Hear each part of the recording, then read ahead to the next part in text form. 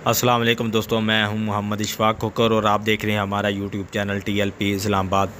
दोस्तों, इंतज़ार की घड़ियां ख़त्म हुई।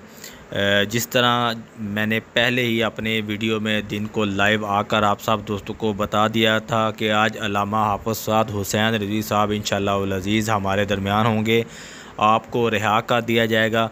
तो ये आप सब दोस्तों को बहुत बहुत मुबारक हो। अल्लाह ताला ये खुशियाँ, ये आज हमारे लिए ईद का समा है, ईद का दिन है।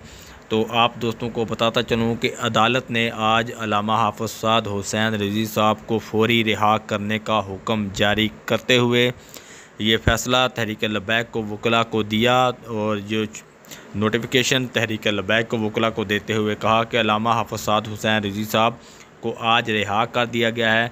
ये तहरीक के वकला को बहुत बहुत मुबारक हो। इसके साथ साथ तहरीक के कारकुनान को, अहदेदारान को बहुत बहुत मुबारक हो।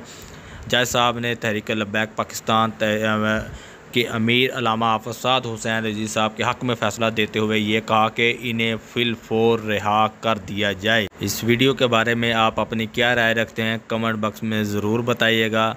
मिलते हैं नई वीडियो में, तब तक के लिए अल्लाह हाफ़िज़।